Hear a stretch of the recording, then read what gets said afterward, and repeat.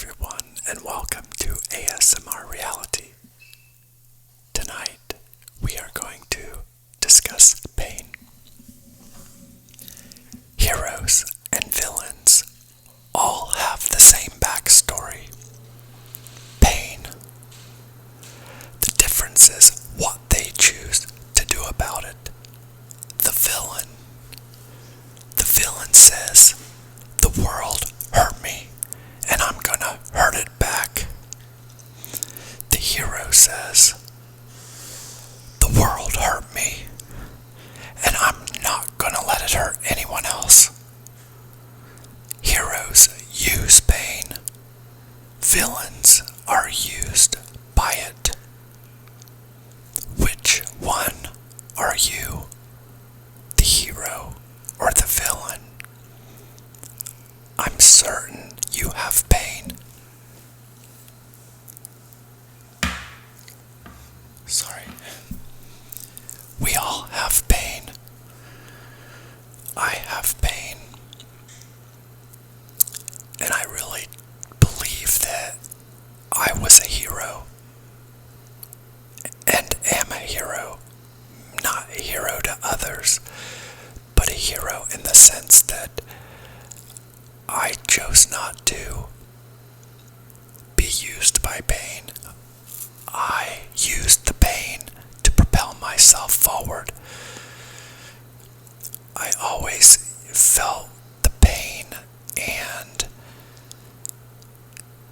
pushed forward and said, "I'm not going to let this destroy me. I'm going to show them." I don't know that I can say that I'm not going to let it hurt anyone else. In that aspect, I'm not sure that I could label myself the hero, but in the essence of that quote, I would choose to be named the hero rather than the villain, because I do not think, I think the villain is more like a criminal. Criminals certainly have stories to justify their actions, and it's probably, it likely, for the majority of them, it starts with "the world hurt me," whether it was my dad abused me, or my mom abused me, or I was discriminated against, or,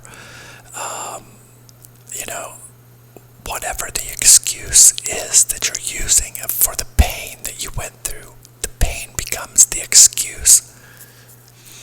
The pain becomes the excuse to do wrong rather than to do good. To justify actions that are wrong. And I don't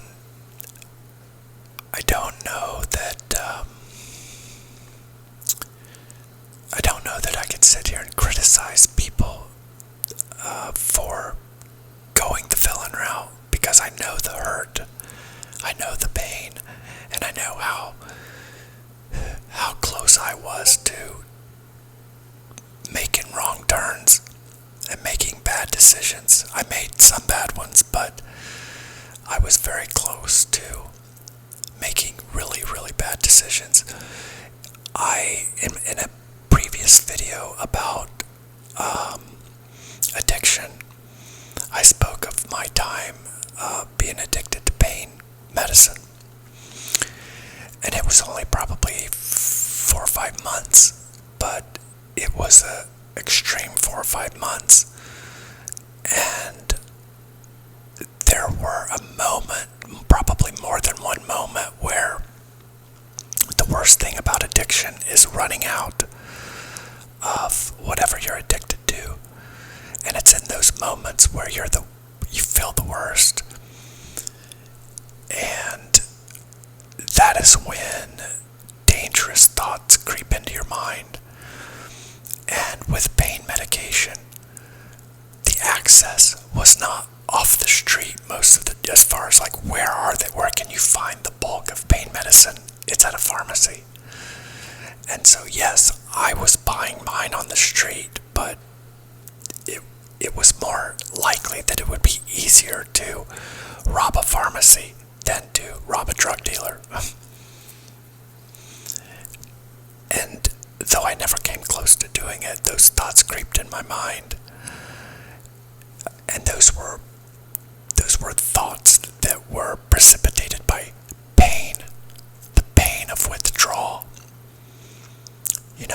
And truly, the reason I even tried them in the first place was to escape whatever else pain I was trying to escape from. The pain of the world, the pain of the struggle, the pain of, my past, my childhood, the pain of not having a dad that was in my life. Those things created pain within me. And I remember being young, and when I say young, I would say 20s. In my 20s were probably the hardest time, because it was the hardest time financially. By the time I was in my 30s, I was not struggling to pay my bills and could see that if I stayed on that path, I would be okay. But my 20s were dangerous. I could have, oh my God, so many times I let my pain get to me, and I came close to making bad, horrible decisions. But I suppose I could count some of it as luck, but I would like to think that I also just had enough hope. I had enough hope that surely there's a way out, And I always just believe that this does not have to be my future. I read a book from Anthony Robbins, and it was called Awaken the Giant Within.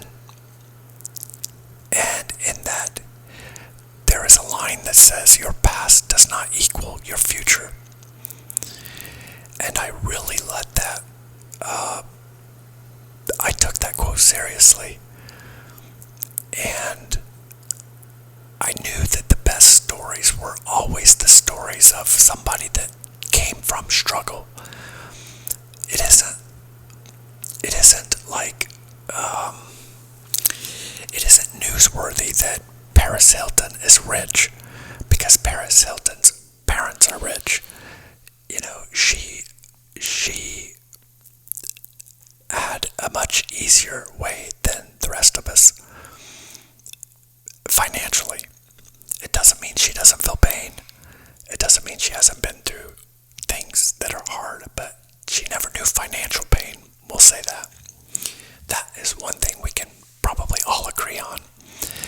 And for those of us that have endured financial pain, I think it's very hard to relate to those that have never felt it. Being poor is not an easy thing to help other people feel if they've never felt it. It's like physical pain. Like if somebody hasn't touched a hot stove, it's pretty easy to make them, well, it's not easy to make them, but it's easy to show them that if they touch the hot stove, they will ding, ding, ding. They can relate to that level of pain, right? But they can't relate to the physical pain or the emotional pain, the mental pain of being poor. So that makes it difficult, and I think a lot of our politicians struggle with that as well. They're so filthy rich that they just don't understand, And then it's like anytime like a common person rises up and has an opportunity, nobody will give them the time of day. It's like we've resigned ourselves that we have to have these types of people as our leaders. It's sad, but this isn't about that, so let's not digress into that madness. We're like 89 days away from our election in America, so there's enough anxiety around that. Let's not talk about it. Though I guess it relates to pain, because a lot of times we're affected by those decisions. The decisions that those people make for us affects our lives, affects our ability to make money, affects our ability to live free, to say what we want, to do what we want. So,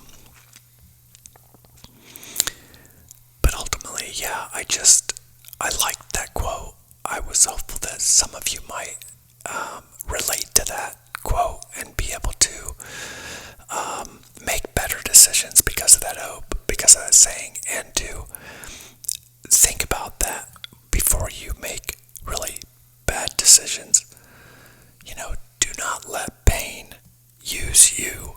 Use the pain for good.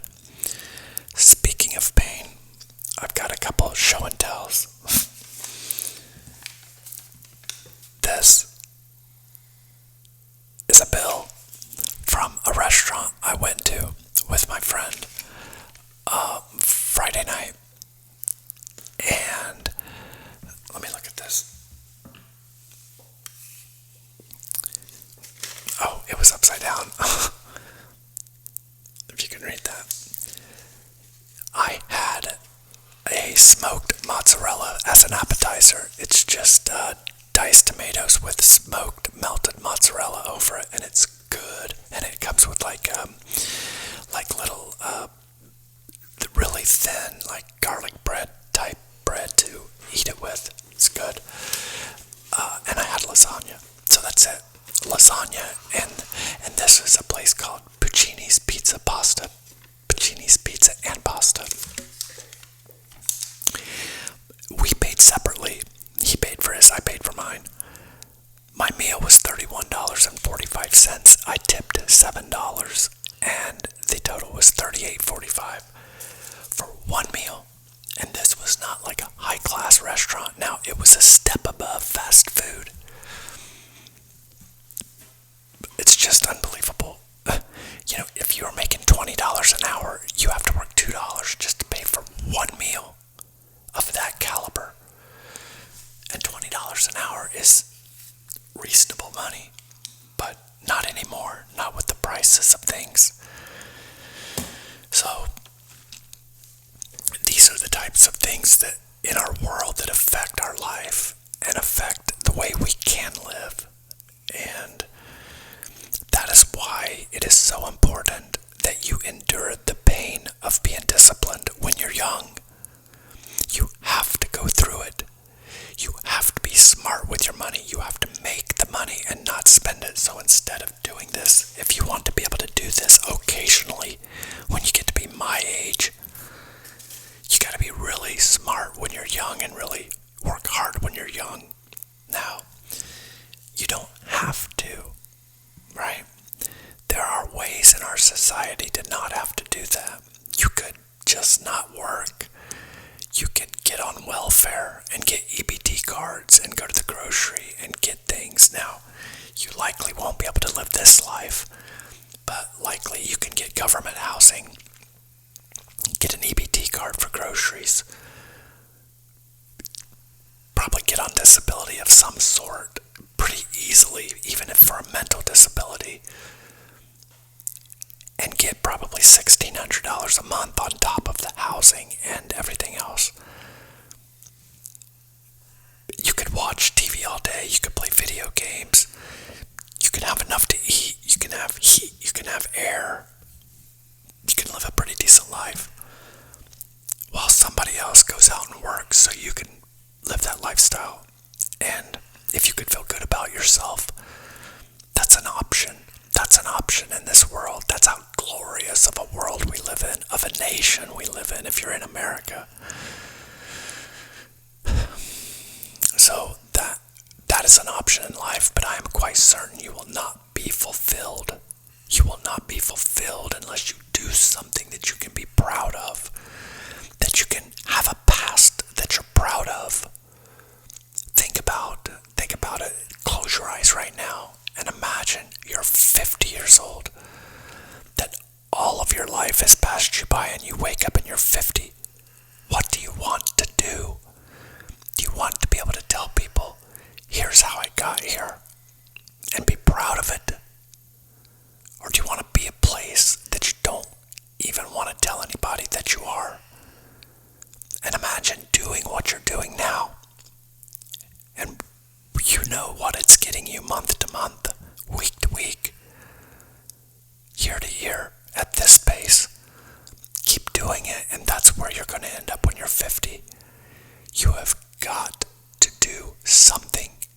you've got to choose something and go and pivot as you go. Everything is a stepping stone. I've said this saying many times on past videos, but you are going to suffer one of two ways. Either A, through the pain of discipline, or B, through the pain of disappointment. There is no third alternative. That is the choice life gives you. You either do something hard through discipline, or you don't do it. Don't do the hard thing, and you'll be disappointed. So you cannot do the discipline, and it'll be okay. It's like if you're on a diet, you could be disciplined and not eat the cupcakes. And then when you get on the scale, you'll be happy with your results. Or you can not be disciplined, eat the cupcakes, get on the scale, and be disappointed because you weren't disciplined. And that is just a simple example, but it is the same rule throughout life. You have got to do the hard thing. Jobs suck, and that's why they pay us. And the more they suck, the more they pay. The harder they are, the more they pay. It's like I make more in real estate than I did at working for a car dealership. And I don't work as many hours, so that's better. But the mental pressure is unbelievable.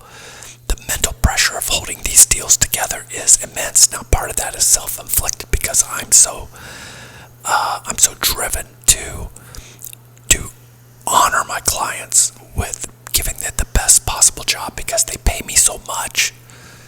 You know, it pays so well that I force myself to go above and beyond. I'll give you an example. Let's say you own your home and you want to sell your home. You would call me and say, Derek, we'd like to talk to you about selling our home. Okay, I'll come and talk to you. So I go meet with them. I set up a day and time to go. I want to see the house. I want to walk around it. I want to walk all throughout it. I want to see what it is. And then I want to kind of study, okay, here's what homes like that are selling for.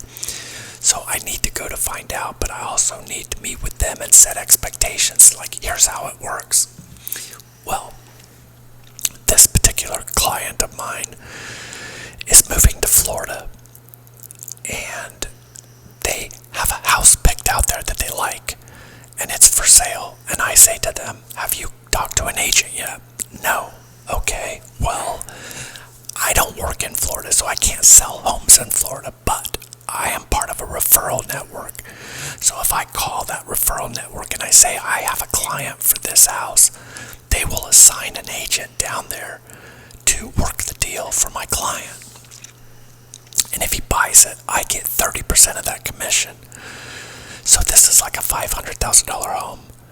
And so that the buyer side commission pays like $3,000 or 3%, which is $15,000.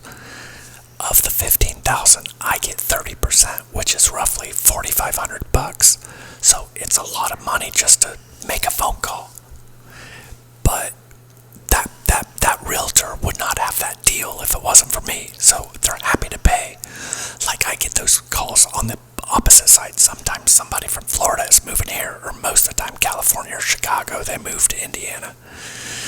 Or New York. That's the places I get the most clients from. People escaping those cities, moving to the Midwest for lower taxes and safer streets. But at any rate, so that's what I did. I said, okay, this is what you have to do. Well, in order to buy that house, it's called a contingency offer. So if for example, they just were going to write a check for that house because they had $1 million in their bank account and they were just going to pay $500,000 for it, then they would have just bought the house. But my people will only have the money when they sell their house in Indiana. They're going to use the money from their house in Indiana to buy the house in Florida. So that's why they have to submit a contingency offer. It says, I will buy your house if I can sell my house. And so if they can't sell their house, the people get the money back. Okay, that's just how it works.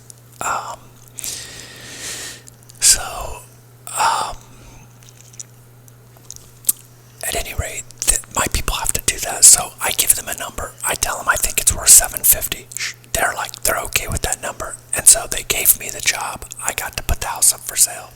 Well, this is a house that I really like. It's a house that's kind of like mine. But if you've watched my video about the neighborhood they built behind me, I used to live I had no neighbors. I had a field behind me, a field on both sides, and a field across the street. I still have the other 3, but they built a neighborhood behind my house. So it's kind of different living here. And this house is like my house used to be. It's no neighbors. It's just all nature around it. It's really pretty. And so, I thought, well, if it doesn't sell, in my mind, I thought that means I need to buy it. And so I thought, I'm going to first try to sell it, and if it doesn't sell, then I'm going to buy it. And I'm going to let my people get to Florida. Because they had to. I got this deal back in maybe June, and they had to close on that house in Florida by August 27th. So I took the job pretty quickly. We got an offer, and the offer came in a little low, and my seller said, it's like, we've got time, let's wait for a better offer. And so we did, and within a couple days we got another offer, full price. Well, I was hoping to start a bidding war to see if I could run the price up above asking price. So I called that first person that made the offer, and I said, hey, we did get a full price offer if you want to resubmit, because if not, looks like the house is going to be sold. So what he did is he just submitted a full price offer. He did not go above asking price, but he submitted a full price offer. He did not have to sell his house to buy this house, so he was just going to buy this house. And we didn't have to wait for him to sell his house. The other offer that came in at full price did have to wait to sell their house. So picture this. We've got the house in Florida that my people want to buy and are trying to buy.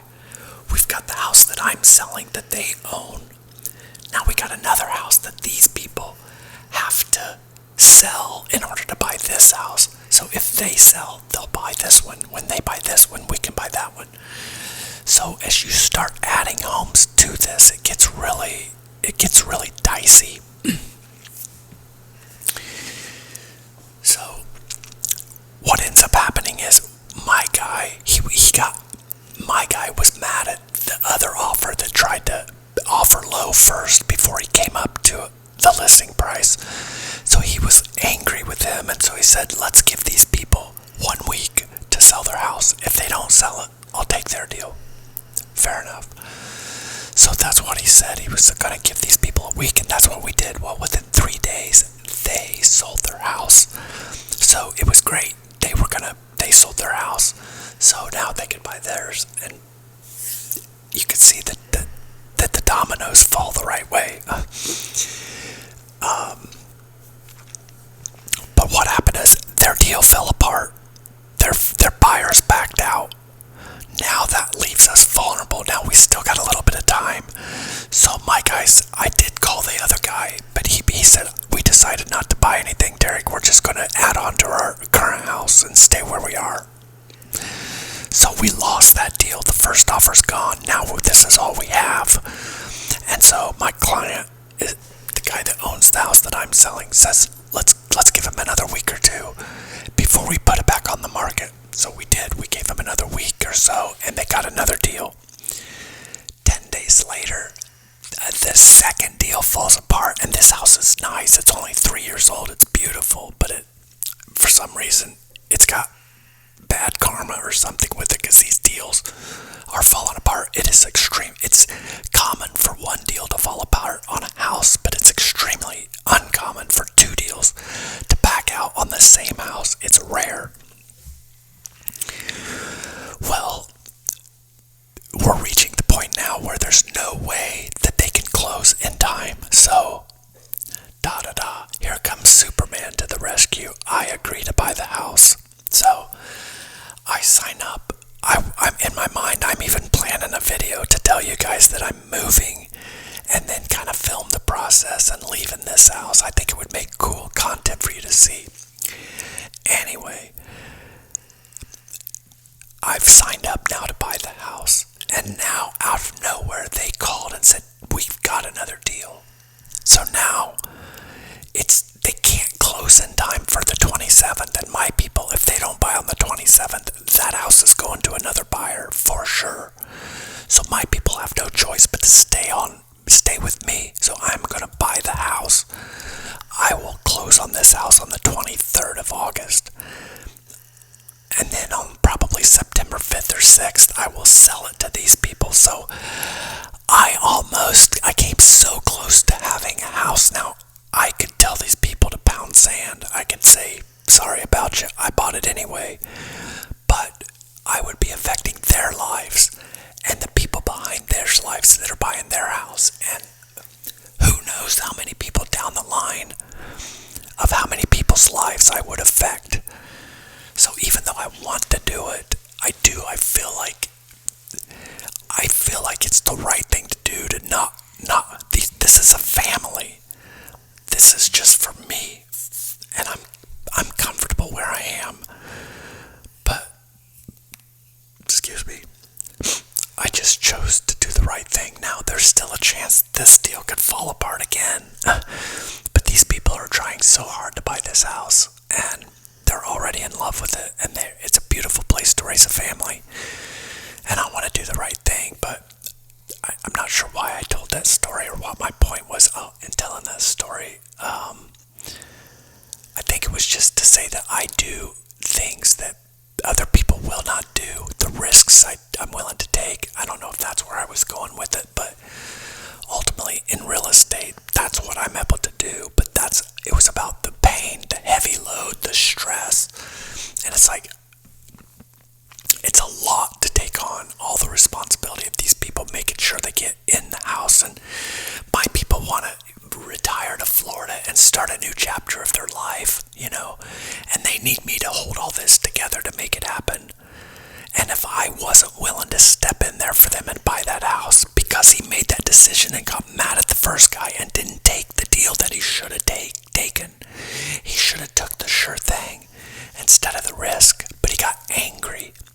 He let his pain make a bad decision, and it almost cost him. And the only reason it didn't cost him is because he had me as his agent. Because I promise you, I know 99.99% of real estate agents would not have done what I did to save him.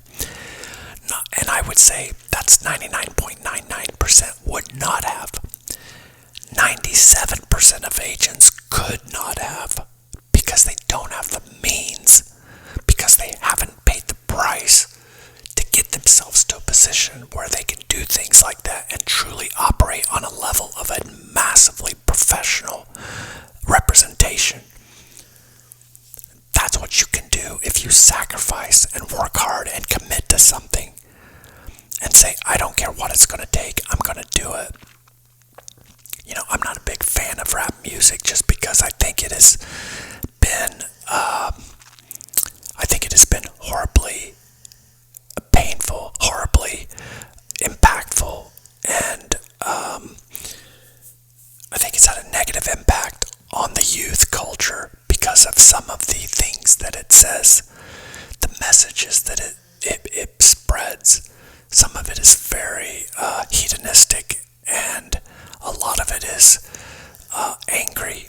And when I was growing up, it was kind of the first, like, Run DMC, Public Enemy, those early groups, NWA, Eazy-E, those types. They were like F the Police and songs like that were very aggressive and shocking to that culture that was going there. Anyway, I digress about rap and why I disapprove.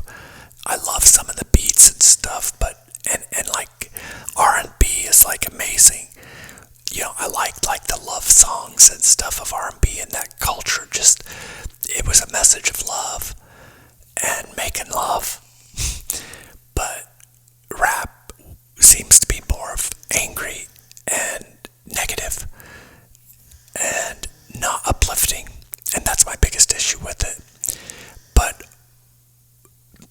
Cent had I don't know if it was a song or an album. It was an album, Get Rich or Die Trying. And that philosophy I approve of, because I really believe if you don't find a way to do something that you're proud of, accomplish something that brings you pride and joy, that you will wish you were not alive. That's the problem with not doing it. If you don't make the sacrifice later in life, you will have massive regret. You will be disappointed because you did not endure the discipline. So I beg you today, please, find something hard to do and do it. And do it like a monster. And one of these days, you will be able to tell the story. You will be sitting comfortable and proud of what you accomplished. And you'll have a message, and you'll know that the way this world is organized, that we need pain to be happy. We need darkness to love the light. It's just the way the world works best. We just endure it. We endure it to earn it. And I didn't make the rules, man. I didn't make this world. I just know how best to live in them because I'm older and wiser and I've figured things out. I didn't let all the distractions of life carry me away and keep me from accomplishing great things in life. I stayed disciplined, and I took a route that very few take, and it's like there's another saying, I'll pull this up at the end, I'll pull it up right now. It's a saying about those who walk alone. So I hope you'll take the time to look at it. I'm not going to take the time to look it up right now to quote it to you exactly, but I'm going to show it here at the end. And I hope that you'll pause this video and just look at this screen and read this quote and read it over and over a couple times. Let it sink in. Sometimes doing what everybody else doesn't get you where you want to be. In fact, it just gets you where everybody else is. So read this quote. Enjoy it. Thank you for watching. I'll see you on the next one.